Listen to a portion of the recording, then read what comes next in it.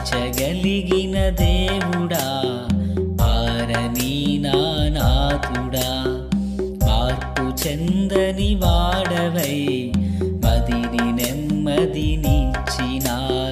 మార్చగలిగిన దేవుడా, మారని నా నాథుడా, మార్పు చెందని వాడవై మదిని నెమ్మదినిచ్చినావే.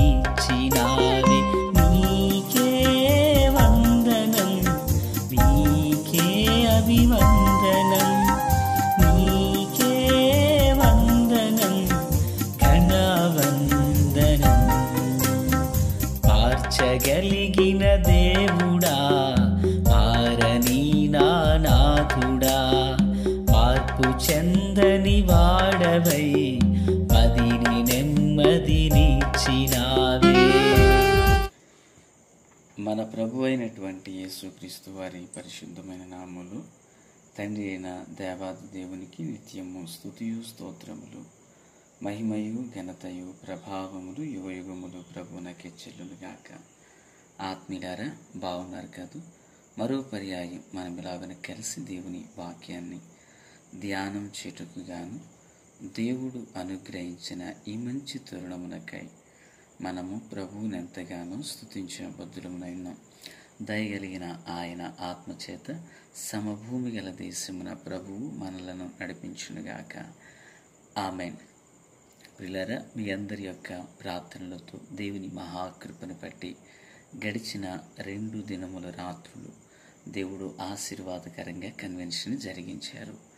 దైవజనులను అద్భుతంగా వాడుకుని సంఘానికి మాకు కావలసిన వర్తమానాలు దేవుడు దయచేశారు. అందును బట్టి ప్రభుని స్తుతిస్తున్నాను. ప్రార్థించిన మీ ಎಲ್ಲರಿಗೂ మరియు పాల్గొన్నటువంటి వాళ్లకు యేసయ్య పేరట నా హృదయపూర్వకమైన వందనాలు.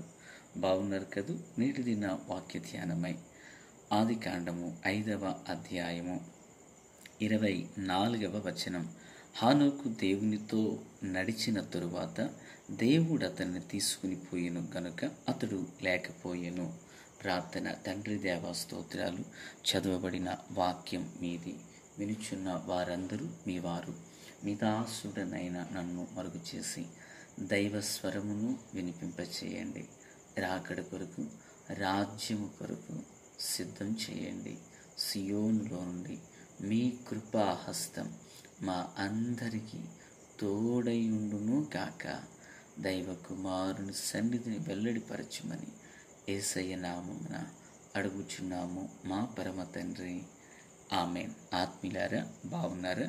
నేటి దిన వాక్య ధ్యానమై మనము నేర్చుకునబోయే అంశం హానోకు. హానోకును కూర్చి కొన్ని అధ్యాయాలు ఎక్కడ కనిపించవు, జస్ట్ సందర్భములు మాత్రమే కనిపిస్తున్నాయి. అది ఆదికాండము, హెబ్రీయులకు రాసిన పత్రిక, యోధా పత్రిక నందు ఈ ప్రస్తావనలు చూస్తున్నాం. నిజానికి ఈయన గూర్చి చెప్పబడినది చాలా తక్కువ, అయితే ఈయన గూర్చి నేర్చుకునవలసినది చాలా ఎక్కువ. ఇలా ఈయన గూర్చి రాయబడినటువంటి గ్రంథాలు, అధ్యాయాలు ఏమీ లేవు, జస్ట్ వచనాలు మాత్రమే ఉన్నాయి. కానీ ఈయన గూర్చి మనం నేర్చుకునవలసినది ఎంతో ఎక్కువగా ఉన్నది. మొదటి విషయం, హానోకు అనగా ఆ పిల్లల ప్రతిష్ఠించబడిన వాడు అని అర్థము. ప్రతిష్ఠించబడినవాడు. ఇక 2, బైబిల్ గ్రంథంలో హానోకు అని పిలువబడిన వారు 4 ఉన్నారు. 4లో ఈయన 2వ వాడు. పిల్లరా, ఈ హానోకు ఎక్కడి నుండి వస్తున్నాడు అంటే చూడండి, మనము గడిచిన దినాన 5వ వచనం వరకు చదివాం కదా. ఆదాము తర్వాత మరి షేతు తర్వాత ఎనోషు, కేయినాను, అలాగనే మహాలయేలును, తరువాత ఎరాదును, లేదా ఆ తర్వాత మరి హానోకు. ఇలాగా 7వ ఆదాము మొదలుకుని హానోకు 7వ తరము వాడు, 7వ వాడు అని యోధా పత్రికలో మనం చూస్తున్నాం. అయితే ఆదామునకు బహుశా ఈ యొక్క హానోకు 7 తరాలు గడిచిపోయాయి అని కూడా చెప్పుకోవచ్చు.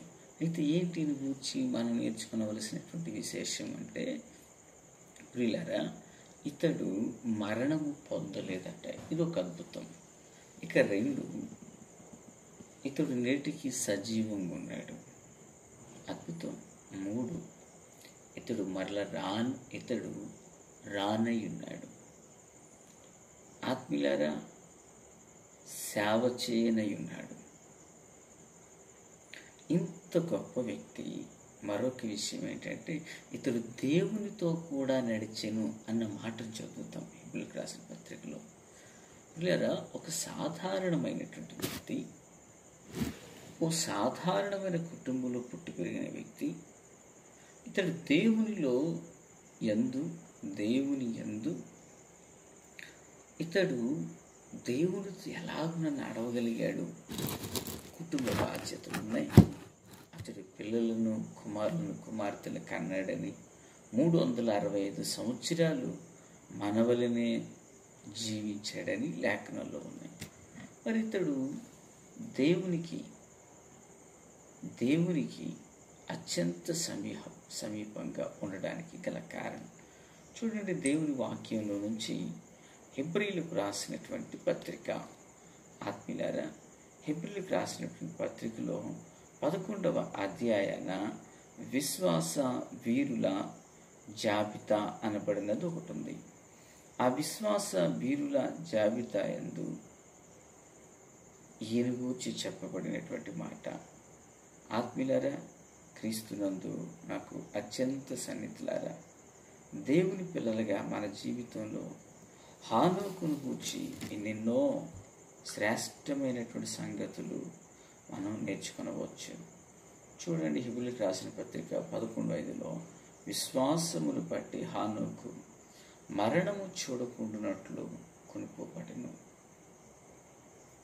అంటే మరణం అనేది ఆయన ద్వారంలో ఉండగా వెళ్ళకుండగా ఉన్నతమైనటువంటి కృప చేత అతడు మరణాన్ని దాటి వెళ్ళాడు.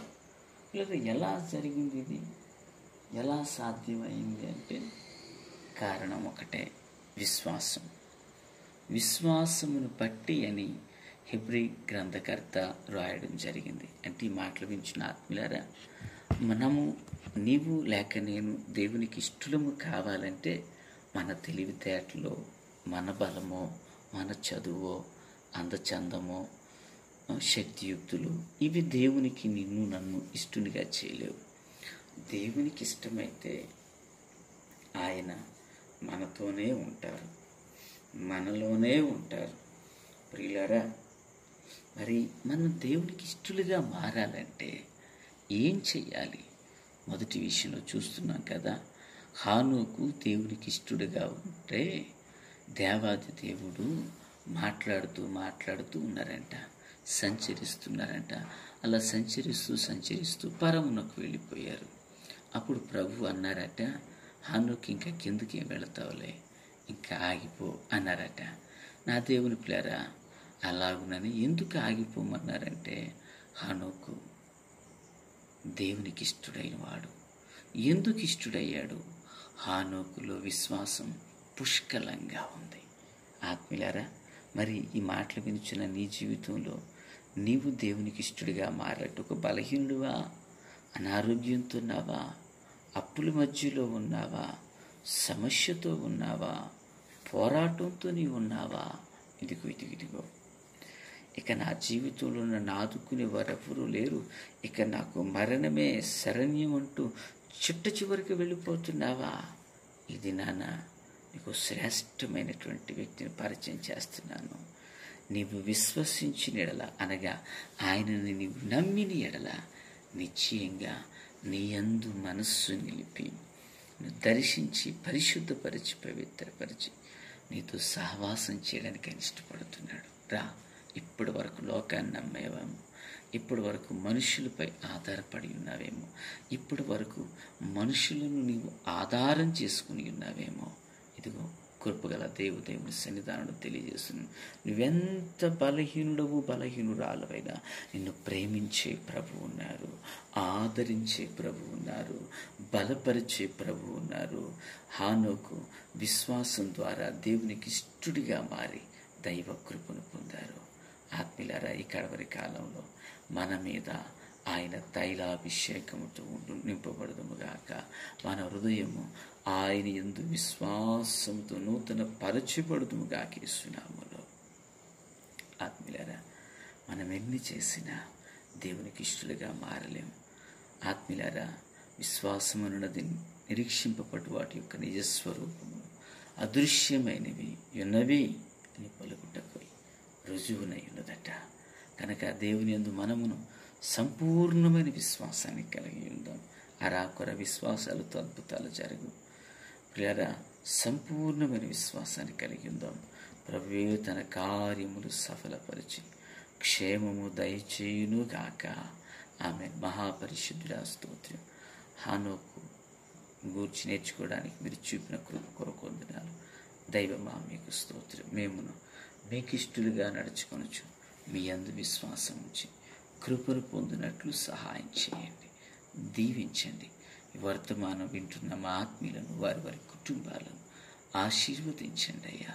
మీ కృప, కాపుదల, కనికరములు మెండుగా తోడైండునుగాక. యేసు నామమున ఆమేన్. Praise the lord.